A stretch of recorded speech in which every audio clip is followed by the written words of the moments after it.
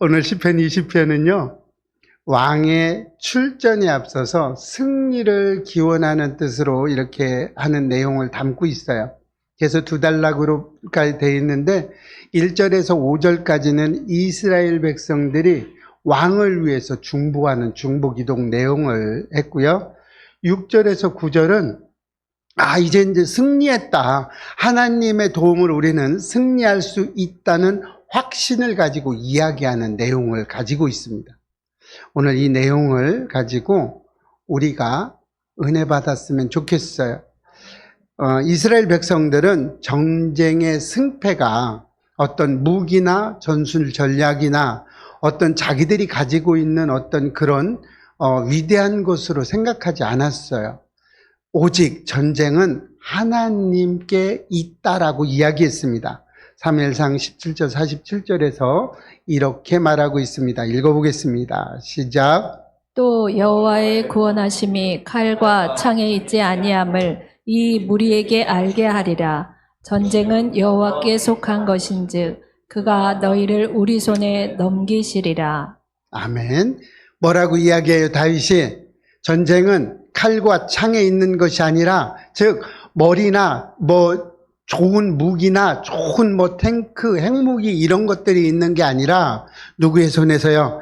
여호와께 속한 것이라고 이야기하고 있습니다. 또 시편 20편은 굉장히 중요한 것을 담고 있어요. 이렇게 전쟁의 기원 확신을 가지고 있기도 하지만 왕과 백성들 간에 연합하는 아름다운 모습을 보여주고 있죠. 백성들은 왕의 왕이 이제 고난이 왔어요. 왜요? 자꾸 외적들이 쳐들어와요. 이렇게 해서 그 왕의 고난과 환난을 왕의 탓으로 돌리지 않았어요. 탓하지 않았다는 거예요. 어떻게 했어요?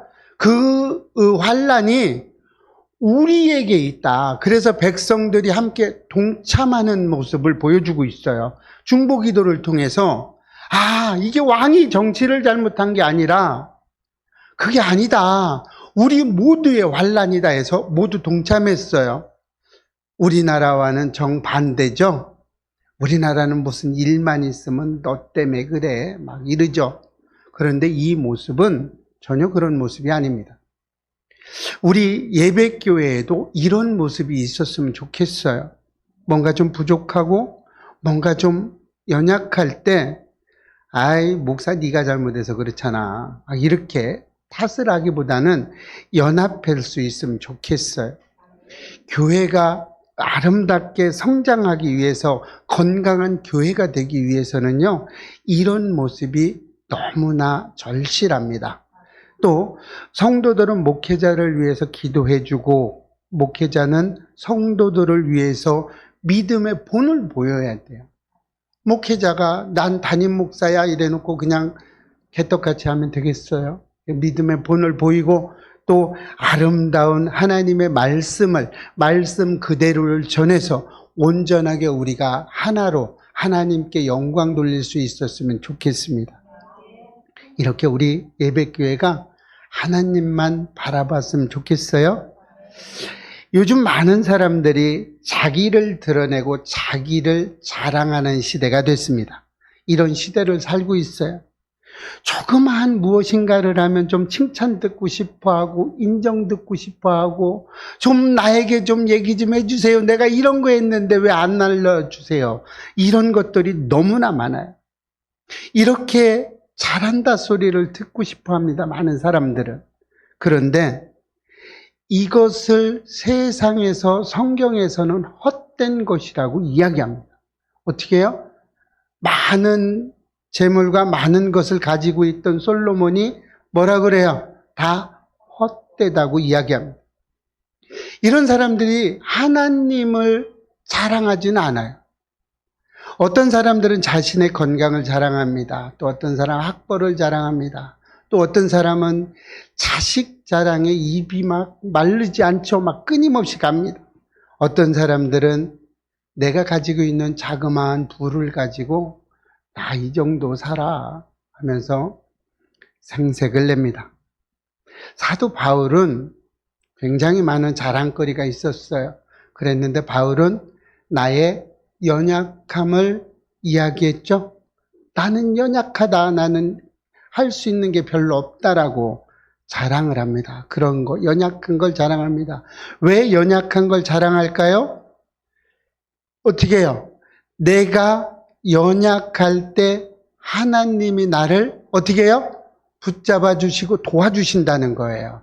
내가 할 수 없습니다. 하나님이 해 주십시오 라고 이야기할 때 이것을 세상 말로 겸손이라고 그러죠. 이렇게 할 때 하나님이 우리를 도와주신다는 거예요.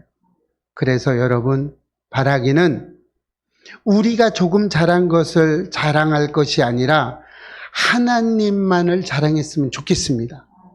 우리 것보다는 하나님이. 믿음의 사람들은 하나님을 자랑하는데도 인색한 사람들이 있어요. 나 믿어요. 하나님 믿는데요. 나 믿음이 좋아요. 그러는데 하나님을 자랑하진 않아요. 여러분, 하나님을 얼마나 자랑하고 계십니까?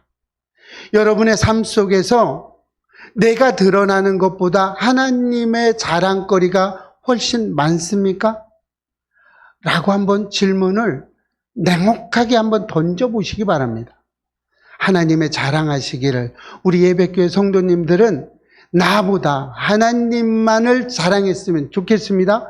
모든 것에 자랑할 거 없어요. 하나님만 자랑하면 돼요. 하나님만 알아주시면 되고요.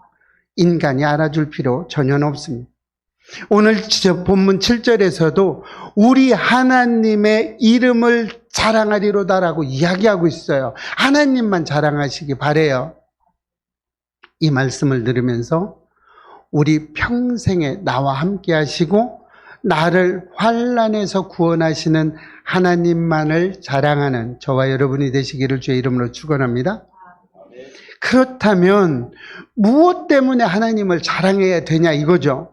여러분, 하나님을 자랑해야 될 이유는 여러분 머릿속에 버뜩 지나가도 엄청나게 많죠? 많습니다. 그런데 그 많은 하나님의 자랑거리를 말하지 않으면 되겠어요? 너무나 많지만 몇 가지를 이야기해 볼 거예요. 몇 가지만 얘기를 할 텐데 우리는 이렇게 많은 하나님을 자랑했으면 좋겠습니다. 하나님 믿는 것이 창피한 것이 아니라요. 하나님 믿는 것이 내가 그 행동을 나타내는 것이 어디 가서 부끄러운 것이 아니라는 거예요. 내가 하나님 앞에 나아가는 것이 부끄럽고 창피한 것이 아니라 자랑스러웠으면 좋겠어요. 어느 곳에 가서 누구를 만나든 어떤 일을 하든 내가 하나님을 나타냈으면 좋겠어요. 자신 있게 하나님을 나타내서 하나님이 나와 함께 하십니다를 고백했으면 좋겠습니다. 하나님을 자랑해야 되는 이유는 환난에서 응답해 주시는 분이기 때문에 그렇습니다. 오늘 본문 1절 말씀 읽어보겠습니다. 시작. 환난 날에 여호와께서 내게 응답하시고 야곱의 하나님의 이름이 너를 높이 드시며. 여기서 환난은 지금 어떤 일들이 있어요? 원수들의 공격이 임박해 있어요. 지금 쳐들어오려고 하고 있어요. 곧 쳐들어와요. 이렇게 환난 날이라는 거예요. 대적들이 금방 쳐들어오는 이때 백성들은 뭐라고 이야기합니까? 아, 다윗과 함께 하시는 하나님이 우리를 도와주시고 승리해 주실 거라는 믿음의 확신을 고백하는 겁니다. 여러분도 환난이 있으십니까? 그렇다면 그 환난 속에서 하나님이 도와주시고 하나님이 함께 해 주실 거라는 확신을 갖고 계세요? 그렇다면 그 고백을 하셔야 됩니다. 확신은 가지고 있는데 고백은 못해. 그러면 안 되겠죠. 어느 사람이든 이 땅을 살아가면서 국가도 마찬가지고 환난이 있습니다. 교회도 환난이 있어요. 여러분들 가정에는 환난이 없나요? 여러분들 개인에는 환난이 없습니까?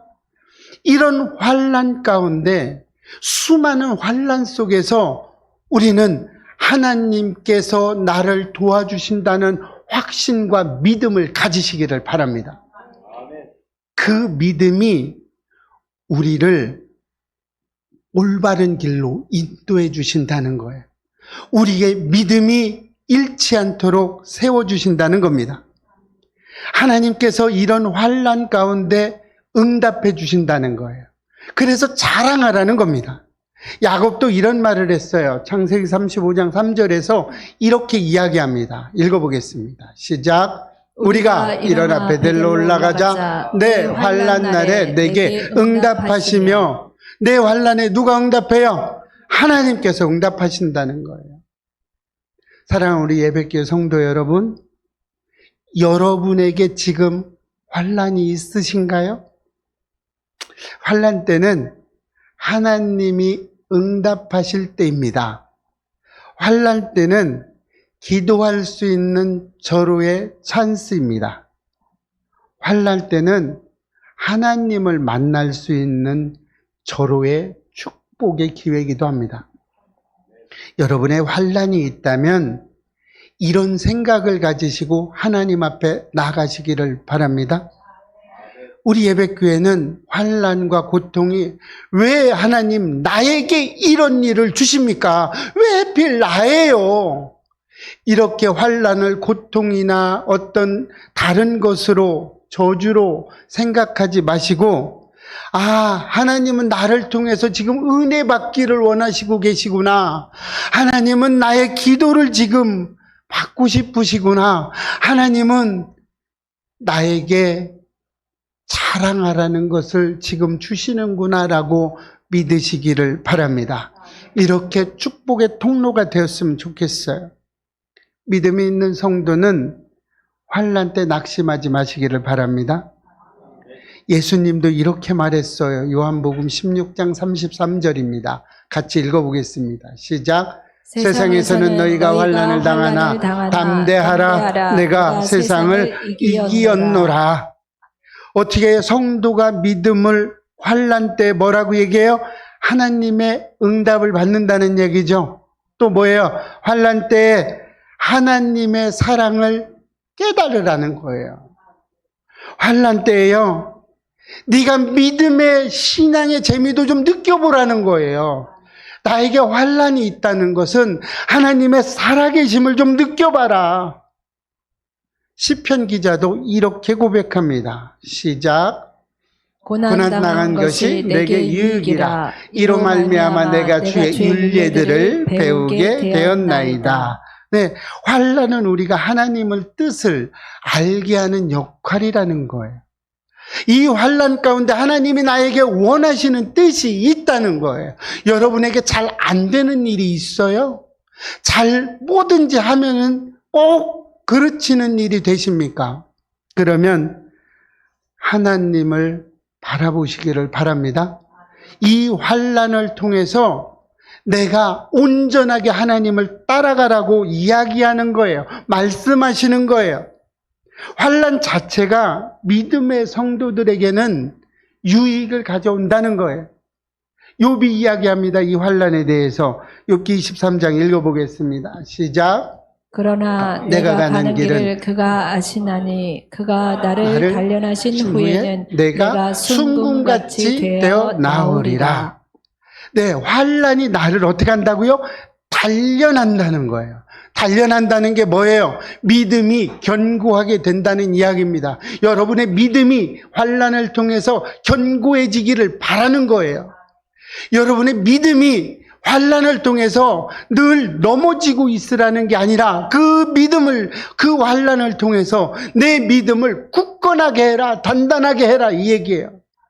여러분, 금이 순금으로, 순금 99.9가 되기 위해서는 어떻게 되어야 되는지 아십니까? 수만도의 그 불로 아주 그냥 달궈야 돼요. 완전히 달궜을 때 순금이 나오는, 얼마나 많이 달구느냐에 따라서 순금의 순도가 결정된다고 그럽니다. 여러분, 환난이 오면 기뻐하시기를 축복합니다. 대답은 넙죽해 놓으시고, 환난이 오면 어째 나에게 이런 일이, 이러시면 안 돼요. 예. 하나님을 자랑하는 이유는 또 있습니다. 하나님은 우리가 이루는 소원과 계획을 이루시는 분이기 때문에 그렇습니다. 오늘 4절 읽어봅니다. 시작. 내 마음의 소원대로 허락하시고 내 모든 계획을 이루어 주시기를 원하노라. 다윗 왕과 이스라엘 백성들이 가진 소원이 무엇이었어요? 5절에 보니까 임박한, 어떻게 해요? 지금 적군이 쳐들어오고 있어요. 임박한 적군에서 개가를, 승리함을 하게 해달라는 거예요. 그죠? 내가 전쟁에서 이겨서 승리의 함성을 지를 수 있도록 해주십시오 라는 거예요. 그게 소원이었어요. 환란으로 이스라엘 백성을 다 쓸어버리자는 게 아니었다는 얘기예요. 환란을 통해서 너희들이 좀 더 단단해지고 함께하고 뭉쳐서 이 환란을 이겨내라, 이런 이야기입니다. 우리가 잘 알고 있는 요셉에게도 2번의 꿈을 통해 주죠. 어떻게 해요? 창세기 37장 7절에서 그렇게 이야기하죠. 밭에서 어떻게 곡식 단을 묶는데 내 단은 서 있고 형제들 단, 아버지의 단이 나에게 절을 해요. 그죠? 죽일 놈이지 뭐, 밑에서 형들이 볼 때. 그죠? 그래서 또 한 번의 꿈을 줘요. 이것만 해도 죽일 놈인데 어떻게 이제 39절에서 뭐라고 해요? 또 꿈을 꾼즉 해와 달과 11별, 해와 달과 11별이 또 어떻게 해요? 내게 절을 해요. 별이 절을 해요. 죽일 놈이지 뭐. 진짜 죽일 놈이지. 아까는 그냥 죽일 놈이지만 지금은 진짜 죽일 놈이 되는 거예요. 이렇게 됐어요. 그랬는데 어떻게 해요? 이 꿈이 뭐예요? 소원이죠? 소망이죠? 비전이죠? 이 꿈이 이루어지기도 전에 어떻게 돼요? 합불사 형들 손에서 노예로 팔려지게 되죠. 꿈이 이루어지기도 전에. 그런데도 요셉은 이 꿈을 붙잡고 있었어요? 안 붙잡고 있었어요? 붙잡고 있었습니다. 그리고 보디발의 집에서 성심성의껏 진짜 열심히 일하고 했는데 보디발의 아내 또 유혹을 하죠. 그냥 슬쩍 눈 감고 그냥 했어도 됐는데 이기죠. 하나님의 사람은 어떤 유혹과 환난과 핍박이 와도 절대로 거기에 넘어가지 않습니다. 여러분, 나는 이 유혹을 이길 힘이 없었어요. 그럼 믿음이 없었다는 거죠. 그죠? 이겼어요. 그랬는데 하나님 때문에 핍박을 받고 유혹에서 이겼는데 그 대가는 처참했죠. 아주 심한 대가를 받게 됩니다. 어떻게 돼요? 감옥에 갇혔죠. 감옥에 갇혔음에도 불구하고 어떻게 해요? 열심히 또 감옥에서 이뤄갔죠. 그래서 어떻게 해요? 그랬는데 또 배신을 당하게 됩니다. 요셉은 이렇게 13년의 세월을 환난 속에서 살아갑니다. 환난과 핍박과 모함을 받아가면서 13년을 지내요. 그러면서도 하나님이 주신 그 꿈을 놓지 않고 준비합니다. 끝까지 준비해요. 이렇게 했을 때 그 준비된 것이 이루어졌어요? 안 이루어졌어요? 이루어졌습니다. 우리 시편 21편 2절 읽어보겠습니다. 시작. 그의 마음의 소원을 들어주셨으며 그의 입술의 요구를 거절하지 아니하셨나이다. 네, 다윗은 하나님께서 자신의 소원을 들어주신 것에 대해서 감사했죠. 이렇게 감사했습니다. 지금 요셉이 어떻게 했어요? 요셉이 그 환난 가운데 준비했을 때 그 준비된 것을 하나님은 이루어 주셨어요. 사도 바울도 빌립보서 2장 13절에서 이렇게 이야기합니다. 자, 시작. 너희 안에서 행하시는 이는 하나님이신 자기의 기쁘신 뜻을 위하여 너희에게 소원을 두고 행하게 하시나니.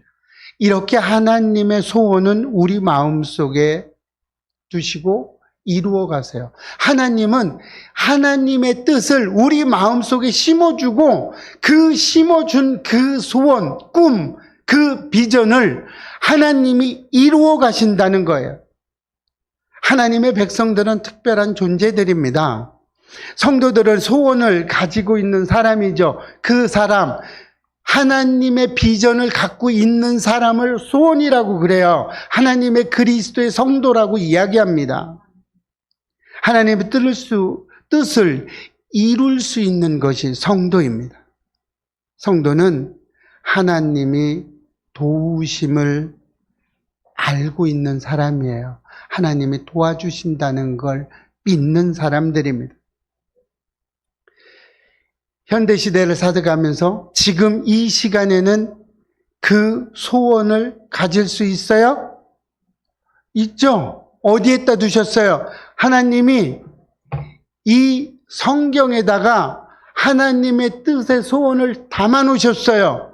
그래서 이 성경을 우리 마음속에 들어가서 이루어가고 싶으신 거예요. 하나님은 이렇게 가시는 겁니다. 이 성경의 말씀이, 하나님의 말씀이 우리 마음속에 있어서 날마다 살아 역사하시기를 축복합니다. 여러분의 마음속에 하나님의 마음이 있으시기를 바라요. 그래서 이 마음, 하나님의 마음이 우리 속으로 통하도록 우리는 날마다 하나님과 가까운 친밀한 관계를 가지시기를 바랍니다. 그래서 하나님의 뜻을 우리는 알아가셔야 돼요. 그래서 하나님의 뜻이 우리를 통해서 이루어지는 거예요. 이게 하나님이 자랑해야 되는 이유 중에 하나입니다. 여러분, 하나님의 뜻을 여러분을 통해서 이루어지게 하는 것이 믿어지십니까? 아멘으로 화답하시고 그렇게 되시기를 주의 이름으로 축원합니다. 또 하나님을 자랑해야 되는 이유는 우리의 기도를 들어주시는 분이기 때문에 그렇습니다. 오늘 5절 말씀 읽어봅니다. 시작. 여호와께서 내 모든 기도를 이루어 주시기를 원하노라. 지금 이스라엘 백성들은 임박한 전투를 앞에 두고 하나님께 부르짖어 기도하고 있어요. 그죠? 근데 여러분들은 환란이 임박해 있는데도 기도를 하지 않아요. 왜 그러세요? 환란이 눈앞에 왔는데 기도하기는커녕 하나님을 원망하고 왜 나에게 이런 시련을 주십니까 하고 술집에 가서 술 한잔 하시고 이런 분들도 있어요. 우리 예배교회 말고 다른 교회 사람들 얘기죠. 네, 우리 예배교회 성도는 한 분도 그런 분 없죠. 또 환란이 오면 누구를 닥달해요? 가족들을 닥달해요. 아유, 이러니까 환란이 오지 해가며 누구를, 아내를, 남편을 손가락질합니다. 그죠? 안 그러셔야 되죠? 한 분도 없네, 우리 예배교회는. 이게 진짜 교인입니다. 무슨 환란이 들어오면요, 하나님, 이 환란 가운데 내가 하나님께 나아갈 수 있는 은혜의 축복이군요. 이렇게 이야기하셔야 돼요. 하나님, 저 때문에 이런 일이 일어났어요. 하나님, 은혜 주십시오. 은혜의 통로로 삼게 해주세요. 이렇게 해야 되는데 남을 탓하지는 않죠. 믿음의 사람은 남을 탓하면 안 돼요. 나를 탓해야 됩니다. 이렇게 기도하셔야 돼요. 환란이 오면 기도하셔서 하나님이 나를 이 환란을 통해서 붙잡고 계시구나, 이렇게 느끼시기를 축복합니다. 내가 온전하게 이 세상을 살아갈 수 있도록 하나님이 나를 붙잡아주고 계시구나라고 생각하셔야 됩니다. 그래서 이 환란이 나를 세우는 환란이 되어야지 내가 넘어지는 환란이 되어서는 안 된다는 이야기입니다. 우리가 섬기는 하나님은 살아계신 하나님이고 인격적인 하나님이십니다. 다른 종교처럼 죽은 하나님이 아니에요. 죽은 신이 아니에요. 여러분, 다른 종교 다 쳐다보세요. 살아있는 신이 어디 있어요? 지금 다 고무신 됐죠. 운동화 되죠. 다 그렇게 됐어요. 다 죽었어요. 다른 신들은. 하나님만 살아계십니다. 살아계신 이 하나님이 우리의 기도를 어떻게 해요? 들으시고 우리를 구원해 주신다고 6절에서 말하고 있어요. 읽어볼까요? 시작. 여호와께서 자기에게 기름 부음 받은 자를 구원하시는 줄 이제 내가 아노니 그의 오른손에 구원하는 힘으로 그의 거룩한 하늘에서 그에게 응답하시로다. 네, 구원은 우리 인간의 힘으로 할 수 있어요, 없어요? 구원은 우리가 할 수 있는 게 아닙니다. 오직 하나님만이 구원을 해 주실 수 있어요. 하나님은 부르짖는 자들의 소리를 외면하지 않습니다. 여러분이 부르짖어 기도하면 하나님은 응답해 주세요. 하나님은요, 안아주십니다. 여러분이 부르짖어 기도할 때 하나님은 결단코 내몰라라 하지 않으세요. 하나님은 여러분에게 붙잡아 주시고 안아주시고 위로해 주십니다. 이런 하나님을 우리 자랑합시다. 오늘 이 자랑이, 하나님을 자랑하는 것이 우리의 심령 속에 깊이 자리 잡게 하시기를 축복합니다. 그래서 하나님을 자랑하시고, 하나님을 자랑하고, 하나님을 믿고 의지하고, 하나님께 내 모든 삶을 내어 맡기시기를 축복합니다. 이렇게 자랑하려면 하나님을 만나셔야 돼요. 하나님을 만나려면 기도하셔야 되고, 기도하시면 하나님의 그 능력을 체험하게 됩니다. 그렇게 되면 우리는 하나님이 우리를 구원해 주시는 구원의 맛을 느끼게 되는 거예요. 여러분, 구원의 맛, 하나님의 살아계심의 체험이 없으면 재미없어요. 하나님 믿고 따라가는데. 그렇죠? 응답이 없는데 재미가 있겠어요? 없죠? 여러분, 온전하게 하나님 따라가서 응답 받으시기를 축복합니다. 그래서 우리 예배교회 성도님들은 믿음의 본이 되어야 됐어요. 다른 교회, 다른 믿음이 부족하거나 믿음이 없는 그런 분들에게 믿음의 본을 보이셔서 믿음이 온전하게 나아가며 하나님께 빛과 소금의 역할을 감당하는 우리 예배교회 성도들이 되시기를 주의 이름으로 축원합니다.